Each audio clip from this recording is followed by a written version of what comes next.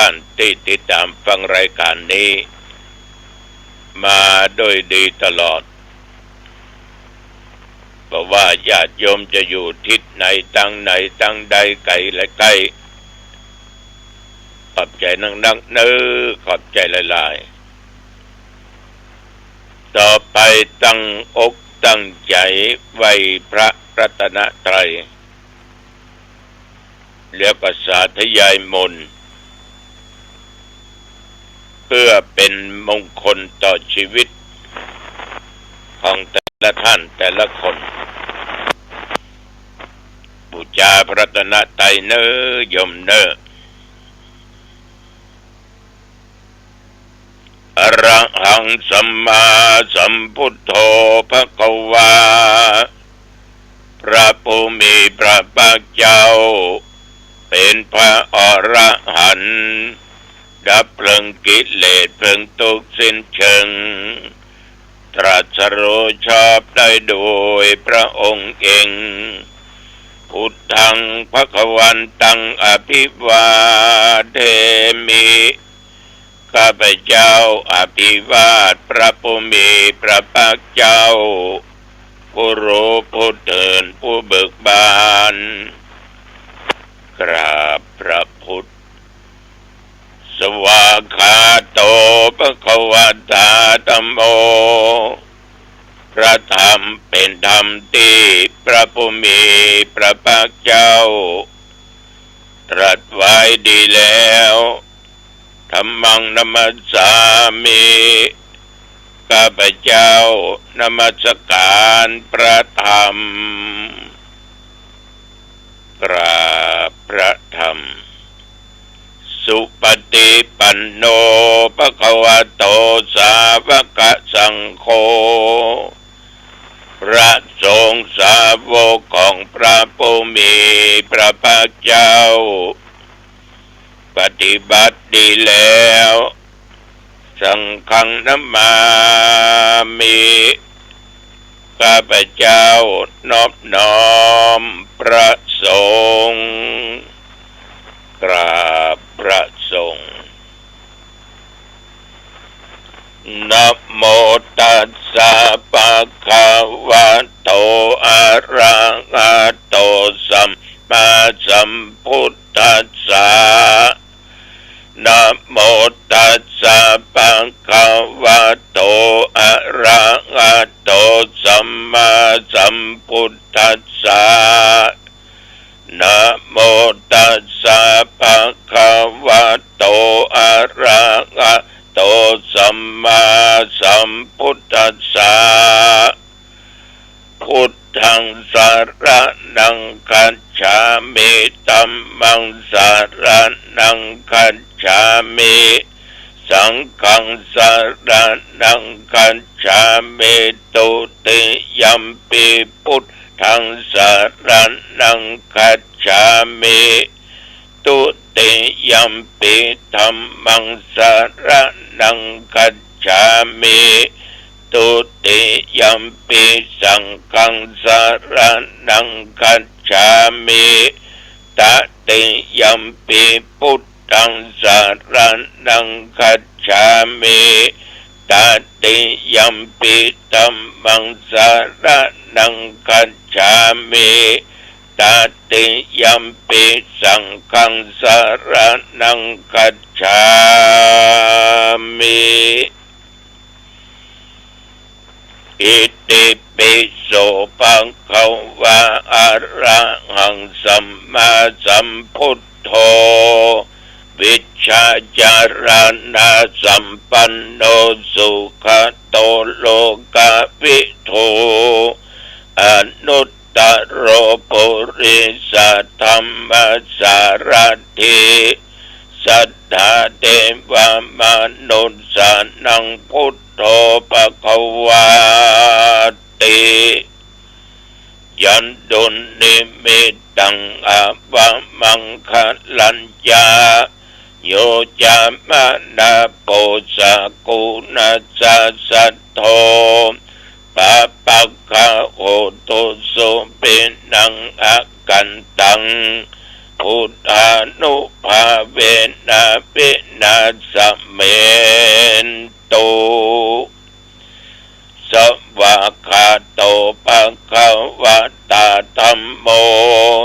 สันติติโกอะกาลิโกเอหิปัสสิโกโอปะนะยิโกปัจจตังเวทิตาโพวินยูหิติยันตุนิมิตังอะปะมังคะลัญจาโยจามานาโพสะโคนัสสะสัทโธปะปักขะโหโตโสปินังอะกันตังธัมมานุภาเวนะวินาสเมนตุสุปฏิปันโนภะคะวะโตสาวกสังโฆอุชุปฏิปันโนภะคะวะโตสาวกสังโฆญาญาปฏิปันโนภะคะวะโตสาวกสังโฆสามิจิปฏิปันโนภะคะวะโตสาวกสังโฆยะติตังยัตตาริปุริสายุคานิอัตตาปุริสปุคัลลาเอสะภะคะวะโตสาวกสังโฆอาหุนายโยปาหุนายโยทักขินายโยอัญชลิกรณิโยอนุตตรังปุญญเกตังโลกัสสาติยันตุนิมิตังอะวะมังคะลัญจาโยจามานาโพสะกุนัสสะสัทโธปะปักขะโหโตสุปินังอะกันตังสังฆานุภาเวนะวินาสเมนตุยัตโตอังภะกินิอริยยาชาติยาชาโตนาปิชานาเมสัญจิจาปานังชีวิตาโวโรเปตาเตนะสัจเจนะโสติเตโหตุโสติกัปปัสสะโพชังโฆสติสังฆาโตธัมมันังวิจโยตถาวิริยัมปิติปัสสติโพชังคาจัตถาปะเรสัมมาตุเปกะโพชังคาสัตเตเตสัพพทักษินามุนินาสัมมาทัคคาตาภาวิตาภาอุลิกตาสังวัตตันติอภิญญายะเนปานายะจะโพธิยาเอเตนะสัจจวัชเชนะโสติเตโหตุสัพพทาเอกัสสมิงสัมมาเยนะโทโมคันลานัญญากัสสปังกิลาเนตุกิเตติสวาโพชังเกสัตตะเทสัญเยเตจัตตังอภินันติตัวโรคามุตจิงสุตังคะเน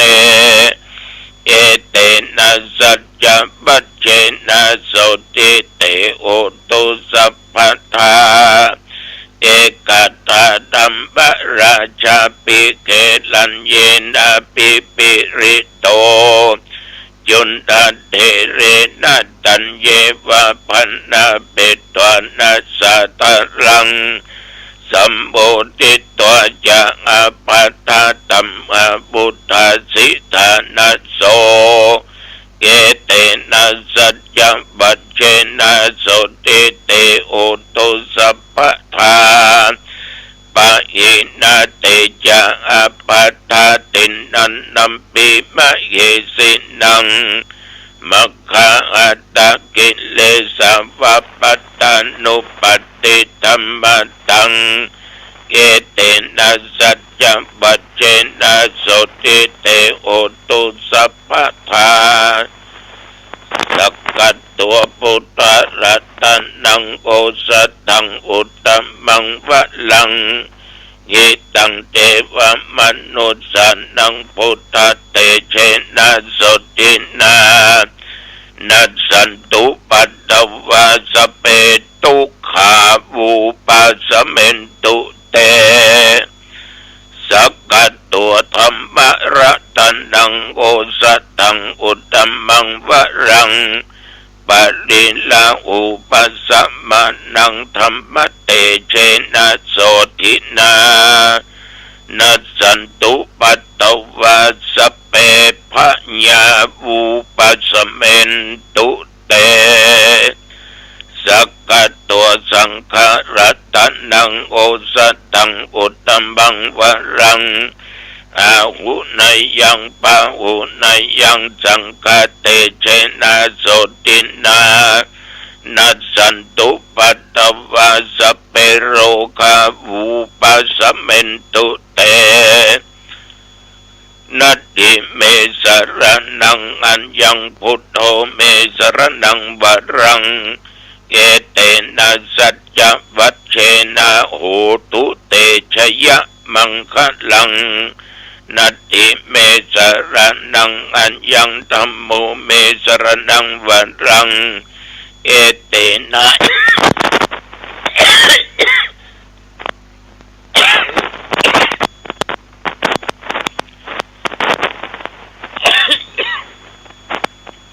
สัจจังวัชเชนะโหตุเตชยมังคะลังนัตถิเมสรนังอัญญังสังโฆเมสรนังวรังเอเตนะสัจจวัชเชนะโหตุเตชยมังคะลังภวตุสัพพมังคะลังรักขันตุสัพพเทวตาสัพพพุทธานุภาเวนะสัทธาโสทิภวันตุเตภวตุสัพพมังคะลังรักขันตุสัพพเทวตาสัพพธรรมานุภาเวนะสัทธาโสทิภวันตุเตภวตุสัพพมังคะลังรักขันตุสัพพเทวตาสัพพสังฆานุภาเวนะสัทธาโสทิภวันตุเต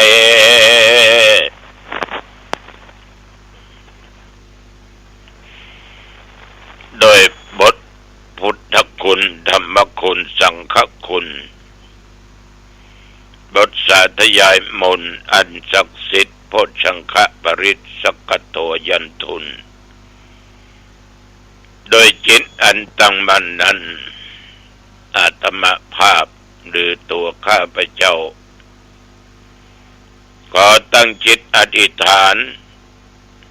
ว่าแม่นข้าพเจ้าขถามญาติโยมท่านผู้ฟังยิ่งใจทั้งหลายได้ตรงโลกาเปียติพญาติอันนักอันร้ายเกิดกับในกายนอกกายขอพุทธคุณธรรมคุณสังฆคุณมนต์ศักดิ์สิทธิ์เหล่านี้จงกำจัดโลกาพยาธิที่มันหนักมันลายขอให้หายไปอย่าได้มากับมากายอีกเป็นอันขาดที่จะเกิดมาไปหน้าจะได้เกิดมีสุขภาพกายใจและแข็งแรงมีความสุขกายสบายใจแม้นว่าตนข้าพเจ้าและญาติโยมเดินทางไปเหนือใต้ตกออกไกลและไกลขอเคลี้ยวคลาดจะภัยพิบัติอันตรายไปก็ให้มีใจมีโชคกลับมาก็มีโชคมีชัยชนะมีสติและปัญญาบ่ตั้งตัวตั้งตนอยู่ในความประมาท จำเริญด้วยกิจการงานการค้าการขายการหาการเกษตรทั้งหลายต่างๆนานาจำเริญโดยหน้าที่และการงานยิ่งขึ้นไปอายุวันนะสุขะพละจงบังเกิดมีแก่ทุกท่านทุกคนเจริญพรกรมอุตุได้ประกาศบอกไว้ว่าขณะนี้ที่วัดหนองตองอุณหภูมิ15องศาหนาวเย็นนักแก่เหมือนกันวันนี้นับตั้งแต่เมื่อตะวันฟ้ามาจนถึงปัจจุบันบัดเดี๋ยวนี้ตะวันอันญาติโยมอาตมภาพก็ไม่ได้ไปไหนอยู่วัดถึงภาคเจ้าภาคบ่ายกลางค่ำกลางคืนแล้วก็พักผ่อนจนตราบบัดเดี๋ยวนี้24ชั่วโมงเขาทั้งหลายก็ผ่านมาเหมือนกันหมดเนาะสถานะ24ชั่วโมงกิจการที่จะมีนั้นคือวันที่12 13 14และ15ภิกษุและสามเณรจำนวน220รูปจะมาปฏิบัติธรรมปรากฏกันที่สนามเทศบาลปฏิบัติธรรมที่สถานศึกษาธรรมปฏิบัติธรรมที่ธรรมภาพได้คิดได้สร้างได้ห้างได้แปลงไว้พระเจ้าก็จะมีการออกบิณฑบาตอาหารข้าวต้มพระเจ้า200 ซาวนี่ก็แม่ครัวก็คิดเพียงแต่2 ปันกล่องบุญอาหารมื้อเพลนนั้นก็6 ปันกล่องบุญน้ำปานะก็2 ปันกล่องบุญญาติโยมผู้ใจบุญทั้งหลายทุกท่านทุกคนถ้าไผใครทำบุญวันเกิดก็ตานหาเทบุตรเทวดาตานหาคนนั้นคนนี้ก็เจริญพรแจ้งความประสงค์ได้ที่อาตมภาพในฐานะเป็นประธานสงฆ์200 รูปจะเดินทางมาจากอำเภอหางดงประมาณ 8-9 กิโลในวันที่12ตอนเย็นจะมาพักกันที่หั่นปรากฏกันอยู่ที่หั่นไหว้พระสวดมนต์เจริญสมาธิภาวนาฟังโอวาทฟังธรรมจากพระวิทยากรต่างๆนี่จึงขอเจริญพรบอกญาติโยมวันที่15ปัญจะปล่อยหลวงเนอะปล่อยหลวงธาตุนะพุทธคยาจำลองที่พุทธมณฑลอำเภอดอยหล่อจังหวัดเชียงใหม่วันที่15ตั้งแต่กินก็ง่ายเป็นต้นไปตอนก็จะมีพระมหาเถระเจริญพุทธมนต์อบรมสมโภชหัววัดหัววาต่างๆก็จะเข้าร่วมทำบุญวัดหนองตองก็จะไปพระธาตุมีศรัทธาเจ้าภาพคือคุณแม่จันทองกิ่วแก้วพร้อมคุณเชิดพงษ์อันเป็นลูกและลูกทุกคนหลานทุกท่านญาติทุกคนเป็นเจ้าภาพสร้างพระธาตุองค์นี้ณที่พุทธมณฑลใช้งบไปประมาณ20 ล้านกล่องบุญก็เสร็จเรียบร้อยแล้วก็จะทานกันเนอะไปร่วมกันเนอะญาติโยมท่านทั้งหลายเรื่องของบุญเรื่องของบาปคนใดทำคนนั้นได้ เอาทำบาปทำกรรมบดีเอาก็ได้สิ่งบดีเนาะเอาทำบุญทำกุศลเอาก็ได้บุญได้คุณงามความดีโอ้ตุลุมต้องมาประเจือยุคสมัยเดียวเจือก็ตาม พ ราะประดึงบ่ฮือเชื่อกันง่ายๆฟังหูไว้หูแล้วตึกตองพิจารณาเอาเองว่าบุญมันมีแต่กับบาปมันมีแต่กันก็ต้องไปคิดอย่างนั้นทีนี้ญาติโยมบางคนปรากฏถึงไม่ยอมกันนะปรากฏถึงเถียงโหยจะเถียงปรากฏสนทนาเสวนาถ้ามันมีจริงเนี่ยตุลุงเอาอธิษฐานอย่างเขาก็ได้หมดอ่ะก็ทำใบทำบอดเนี่ยตักบาตรก็ตักเลี้ยงพระเลี้ยงเนนก็เลี้ยงอาหารมือเป็นเลี้ยงน้ำปนะเปิ้นก็สร้างอ้างแปลงอย่างวัดวาอารามข้าก็สร้างร่วมเปิ้นมันลอยด้วยห้อนเดียวโอ้โหถ้าพุทโธธัมโมสังโฆอย่าลอยอย่างนั้นกันบ่มันเป็นสิ่งที่เราบ่สามารถกำหนดกฎเกณฑ์ได้กรรมนะโยมมันมาบังนะเขาอาจจะสร้างกรรมเหล่านี้ไว้ในอดีตชาตินักชาตินี้ขนาดจิตใจมันยังคิดอย่างอี้มันยังบัดใสสะอาดมันยังมีความโลภความโกรธและความหลงเพียงแต่มาอย่างอี้ก็รู้ทันทีว่าคุณมีความโลภมากมีความอาฆาตมากอาฆาตอย่างไรประมาณโดยละห้อมเดียวเนี่ยทำใบทำบอดเนี่ยมาฆาตอีกพอจิตใจมันลุ่มมันหลงฉะนั้นท่านทั้งหลายทำไปเถอะบาปถ้าหันว่าบันดีก็ทำไปบุญถ้าหันว่าดีทำไปเพราะมันแล้วแต่กรรมของแต่ละบุคคลที่จะคิดที่จะสร้างแต่สำหรับตัวเจ้าเชื่อ100%ว่าบาปมีบุญมีนะบาปมีบุญมีเพราะบาปและบุญเกิดจากการกระทำของเขาท่านทั้งหลายกรรมนี้บ่พ้นอย่างตัวเจ้าเคยเล่าให้ฟังหลายเตือขนาดตัวเจ้ารถยังโจรขายังหักคนขับนั่งเสมอกันไม่เป็นไรแม้แต่น้อยเดียวตัวเจ้าเผยแผ่ธรรมจัดนักสวดโยโกอองเจริญสมาธิภาวนากินทานมาจัดหลายขายังหักเพราะอย่างยมโหก็เพราะกรรมในอดีตชาติและกรรมในปัจจุบันเนี่ยมันมาตามสนองจนได้จนตันว่างไปถึง50 ปีเพราะเหตุได้ฆ่านกยิงนกเอี้ยง